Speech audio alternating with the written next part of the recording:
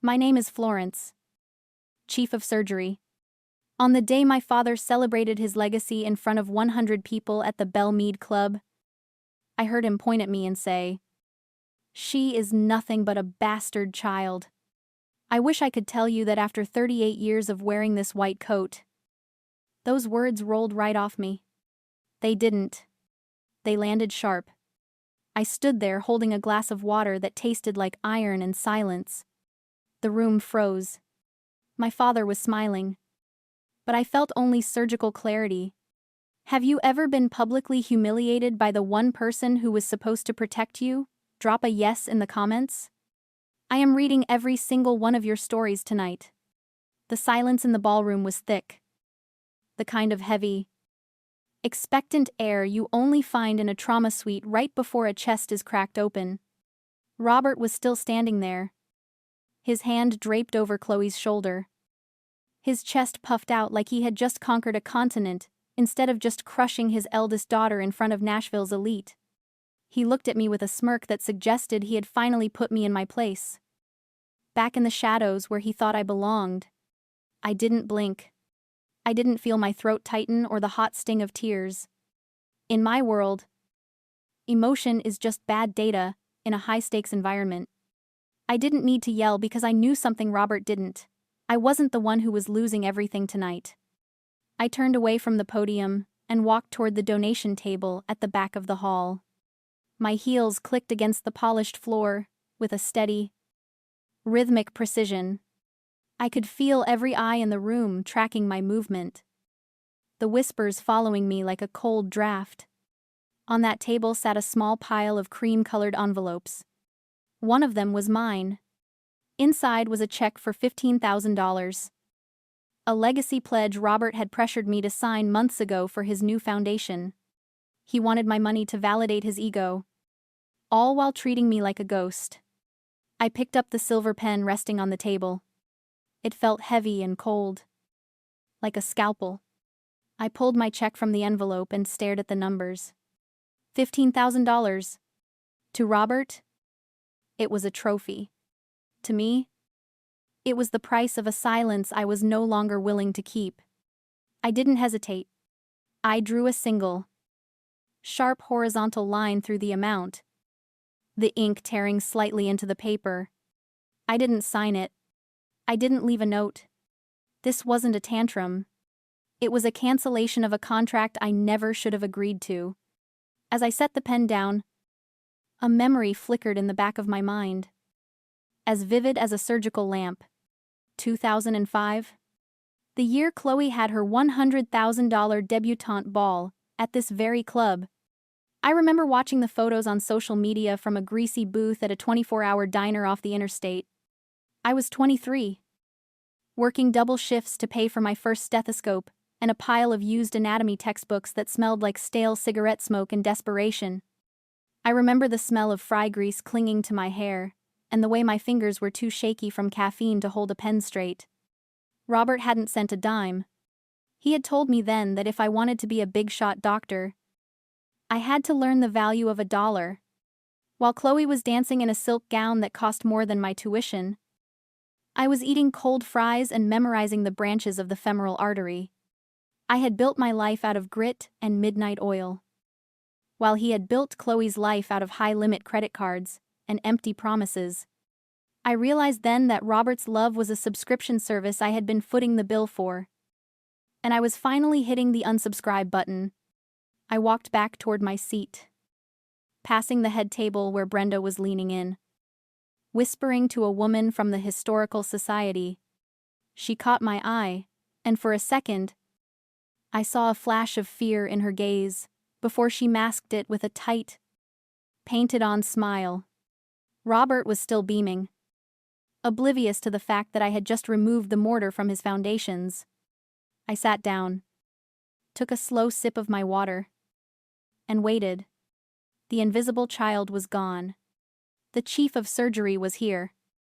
And I was about to perform the most important operation of my career, a total extraction of the truth. Robert did not stop at the insult. He doubled down. He pulled Chloe closer, his hand heavy on her arm. parading her like a purebred horse at a high-stakes auction. He called her the next great surgeon of Nashville, a true heir to the medical legacy he had bought and paid for. He spoke about her residency as if she were single-handedly curing cancer between socialite luncheons. But I was not listening to his words. I was looking at Chloe with a clinical eye. She was holding a glass of Cabernet with a hand that would not stop trembling. Her skin was the color of unbleached muslin, and her eyes were darting around the room, frantically avoiding the gaze of the real doctors in attendance. As a chief of surgery, I am trained to spot a crisis before it becomes a code blue. I saw it in the shallow rise of her chest, the way her shoulders were hiked up to her ears in a permanent defensive crouch. She was not a rising star. She was a hollow shell. A beautiful facade built on the crumbling foundation of my father's ego. Brenda appeared at my side then. A cloud of expensive perfume and quiet poison. She leaned in. Her voice, a sharp whisper, meant to slice through my composure. "You are making a scene. Florence, you are embarrassing your father on his big night. You need to go up there and apologize. You need to make this right before you ruin the family name." I looked at her, and for the first time in my 38 years, her gaslighting failed to draw blood. For decades, I had been bound by the invisible chain of the survivor. This is a psychological weight that many of us who have lived through toxic homes carry, a belief that we are responsible for the emotional stability of the very people who hurt us. We become the fixers, the ones who swallow our own pain to keep the peace, because we believe that if we just try hard enough, the family will finally be normal. We think that by being perfect, we can earn the love that should have been free. We carry the burden of their mistakes, convinced that our silence is the only thing preventing total collapse. I had been carrying that weight for 38 years. A heavy, invisible pack, filled with Robert's pride and Brenda's expectations. I realized at that moment that I had spent my entire life trying to repair a bridge that Robert had burned the day I was born. I had been the one holding this fragile version of family together with my silence, thinking that my professional success would eventually make me enough.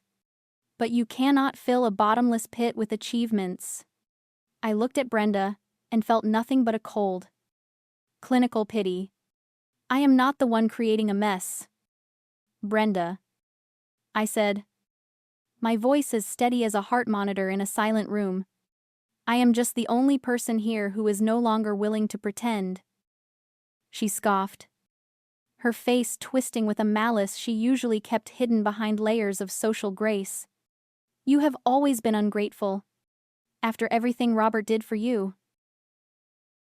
He gave me half my DNA and a lifetime of trauma to outrun.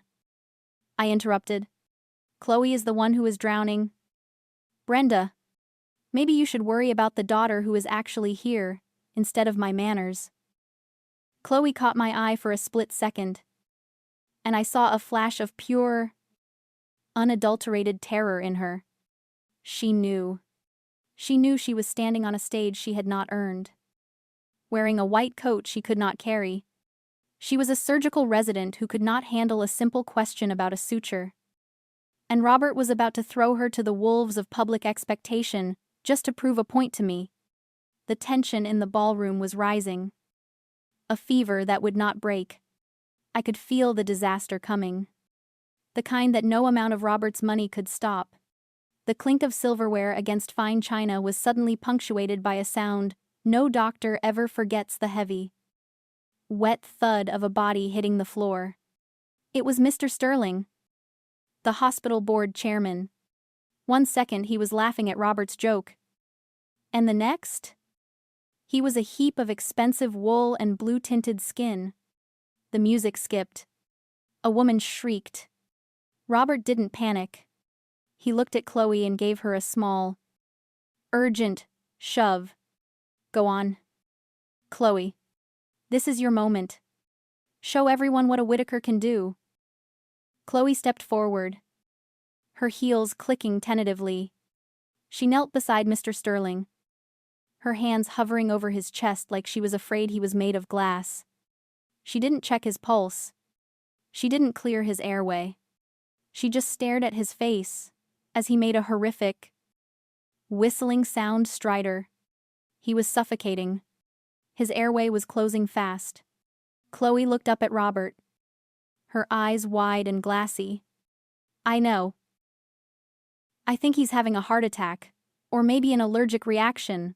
I need a kit. She was useless. All the private tutoring and the bought and paid for rotations couldn't give her the one thing you can't buy: the instinct of a healer. I stood up. I didn't feel like a bastard anymore. I felt like a chief. I shed my navy evening wrap, letting the silk fall to the floor. Beneath it, I wasn't wearing a designer gown. I was in my surgical scrubs. Dark blue and wrinkled from a 14-hour double lung transplant I had finished only 90 minutes ago. I had thrown the wrap over them in the car, thinking I could hide who I was for one night. I was wrong. You can't hide a life's work. I stepped over the velvet rope and shoved Chloe aside. Not with anger, but with the cold, lateral force of a superior officer. Move, I said. It wasn't a request. I knelt in the middle of the Belmead ballroom. I didn't have an intubation kit. I didn't have a ventilator. But I had a steak knife from table 6 and a hollowed-out fountain pen I had snatched from the chairman's own pocket. Hold his head, I barked at a stunned waiter. I felt the chairman's neck, locating the cricothyroid membrane with the precision of someone who had done this 1,000 times in the dark. I didn't look at Robert. I didn't look at the socialites who were filming this on their $1,000 phones. This was my theater now. I made the incision. One clean, horizontal cut. Blood blossomed across my scrubs. But I didn't flinch. I inserted the pen casing into the hole, creating a bypass for the air he so desperately needed. A long, whistling breath rushed into his lungs. The blue in his face began to recede, replaced by a faint, life-saving pink. I stayed there, my hands covered in blood, my scrubs a stark, clinical contrast to the rhinestone gowns surrounding me. This was the moment the gendered expectations Robert had cultivated for his perfect daughter were crushed by the weight of my silent, hard-earned success. I wasn't the daughter who carried his name. I was the woman who carried the lives of his colleagues. I looked up, and for the first time that night, the room was truly silent. No one was looking at Robert. No one was looking at Chloe. Every eye was on the silver stars of my expertise, gleaming brighter than any legacy Robert could ever hope to buy. The paramedics arrived 3 minutes later, their heavy boots thumping against the parquet floor in a rhythm I knew by heart. I stood up as they took over, my hands still wet with the chairman's life. But my mind was already moving to the next procedure. I didn't need to stay for the transport. My work on his airway was done. I walked over to my medical bag sitting by my chair and pulled out a thick, manila envelope. I didn't feel like a daughter. And I certainly didn't feel like a guest. I felt like an auditor closing a fraudulent account. Robert was already trying to reclaim the room. He was smoothing his silk tie, his voice shaking as he told the guests that Chloe's quick thinking had alerted me to the situation. It was a pathetic, desperate lie. He was trying to buy back the prestige I had just earned with a steak knife. I didn't let him finish. I walked back to the podium, the envelope heavy in my hand. I set it down on the wood with a dull thud that cut through his stammering. I looked at the crowd, at the donors, who had been ready to hand their money over to a man who called his firstborn a bastard. My father spoke a lot tonight about legacy, I said, my voice projecting with the authority of the operating room. He spoke about the Whitaker name, but he forgot to mention what that legacy is actually built on. I opened the envelope and pulled out the first document. I didn't shout. I didn't need to. I read the words with the cold, rhythmic precision of a post-operative report. This is a termination notice from St. Jude's Memorial. It belongs to Chloe. She wasn't promoted to Nashville. She was fired for gross malpractice after falsifying 3 patient charts to hide a medication error that nearly killed a 3-year-old boy. The gasp that went through the room was physical. A collective intake of breath that stripped the oxygen from the Belle Meade ballroom. Chloe collapsed into her chair, her face buried in her hands. Brenda looked like she wanted to melt into the floorboards. But I wasn't done with the accounting. I pulled out the second sheet, a copy of a wire transfer. And this, I continued, is a record of a $50,000 payment made from Robert's personal account to a shell company owned by a former board member. The price of a second chance Chloe never earned. The price of a lie meant to keep this family's facade from cracking. I looked at Robert. He looked small. His expensive suit suddenly seemed 3 sizes too big. His tan looking like cheap paint under the fluorescent lights. I realized then that Robert's entire sense of self was an illusion of power from an empty wallet. He had spent his life confusing having with being. He believed that because he had the money, he had the status, because he had the name, he had the character. But character isn't a commodity you can wire to a bank account. His position in this room was just a shell. A luxury skin he had rented with other people's respect. Now that the money couldn't hide the truth, he had no internal value to stand on. He was a man who owned everything and was absolutely nothing. He stood there, frozen, his mouth opening and closing like a fish out of water, realizing that his legacy was just a pile of forged signatures and 68 years of vanity. The room didn't just go quiet, it went dead. The socialites who had cheered for him 10 minutes ago were now pulling their chairs back, creating a physical gap between themselves and the man at the podium. This wasn't a family drama anymore. It was a balance sheet. And Robert Whittaker was officially bankrupt. Chloe's knees didn't just buckle, they gave way completely. She hit the floor with a hollow sound. Her rhinestone-studded dress sprawling around her like a broken wing. The wine glass she had been clutching shattered.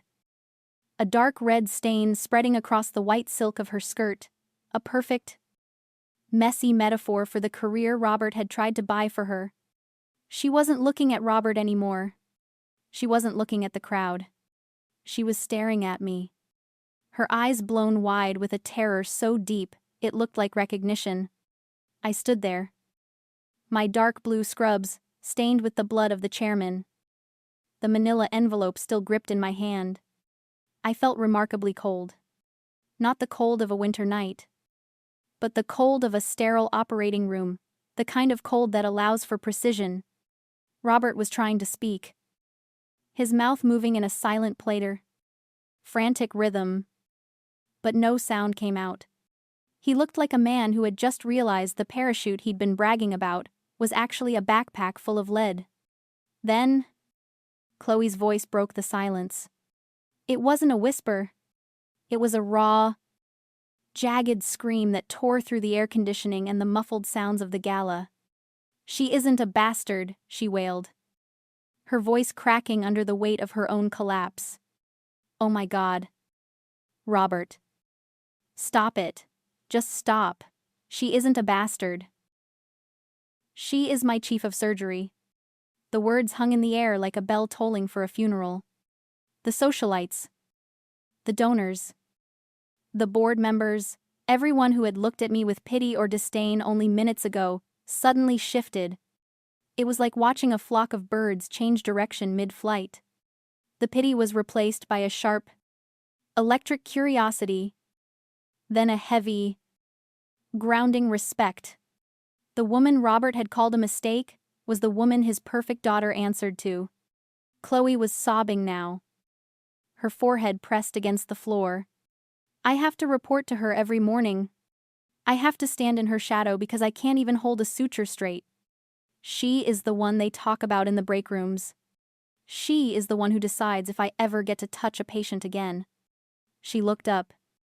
Of her face, a mask of ruined makeup and unfiltered honesty. She's the giant. Robert. We're just the ones standing in the dust. I looked at Robert. He was still holding that champagne glass. His fingers trembling so hard, the liquid was sloshing over the rim. He looked like a ghost haunting his own party. I realized then that I didn't need to say another word. The power flip was absolute. In this room, in this city, Robert Whittaker's money was a loud, vulgar noise. My expertise was a silent, immovable mountain. The silence didn't last. It started at the back of the room. A single, sharp clap. Then another. It was General Samuel Ortiz, the retired board member I had served with years ago. He stood up, his posture as straight as a bayonet. Then, the woman from the Historical Society stood. Then, the doctors. One by one, the room rose. It wasn't the polite, rhythmic applause of a charity gala. It was a roar of acknowledgement. It was a salute. They weren't clapping for the Whittaker name. They were clapping for the woman in the bloody scrubs who had just saved a life with a steak knife and a fountain pen. They were clapping for the truth. Robert stood alone at the podium. A single figure in a circle of empty chairs. He looked down at the champagne glass in his hand as if he'd never seen it before. It must have felt heavier than $50,000 of bribes. It must have felt heavier than 38 years of lies. His empire of vanity hadn't just cracked, it had dissolved. He had tried to use his wealth to build a world where I didn't exist. But in the end, his wealth was the only thing that had disappeared. I didn't smile. I didn't feel the need to gloat. That is the thing about surgical precision once the tumor is out. You don't celebrate, you just move on to the recovery. I watched the crowd, their faces blurred by the light. And I realized they weren't just seeing a doctor. They were seeing a person who had outgrown the bastard label until it was nothing more than a discarded skin. Brenda was gone. Likely slipped out a side door to avoid the fallout. Chloe was being helped up by a waiter. Her head bowed, her legacy trailing behind her like a tattered shroud. And my father, he was just a man in a baggy suit, staring at a daughter he had never bothered to know. Finally realizing that the stars on my shoulder were ones he could never reach.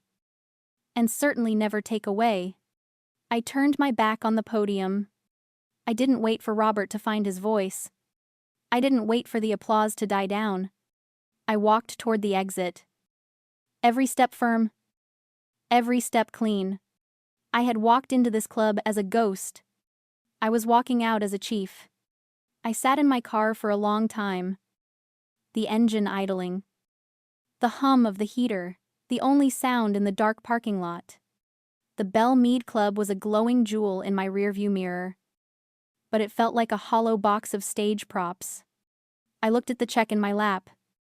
The one with the single, jagged line through the $15,000 pledge. Robert thought he could buy my silence. He thought he could buy Chloe's competence. But truth does not have a price tag. It only has a cost. That Monday, I did not just return to the hospital. I walked into the dean's office at the medical school. I did not want his legacy. I wanted a new one. I took that $15,000 money I had earned through double shifts and sweat, and seeded the Florence Merit Scholarship. It is not for the ones who have the right last name or the biggest trust funds. It is for the ones who start at the edge.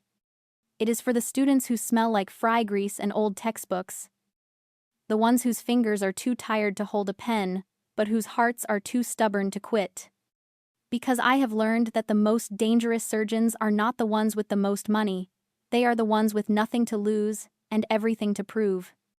I drove out to the small cemetery on the outskirts of town that weekend. The grass was neat. The morning sun painting long, soft shadows across the headstones. I stood in front of my mother's grave. A simple granite marker that did not mention Robert's name. I placed a single white rose and my old stethoscope on the stone.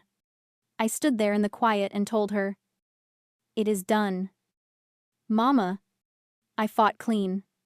The wind stirred the trees, carrying the faint scent of honeysuckle and release. I realized then that my victory was not about Robert's collapse or Chloe's shame. It was about the fact that I no longer needed their recognition to be whole. This is the justice of the seed sower. My father's justice was about punishment and past mistakes. A cycle of debt and disappointment. But the justice of the one who plants is about the future. I did not just destroy a lie, I built a truth. I turned his salt into a garden.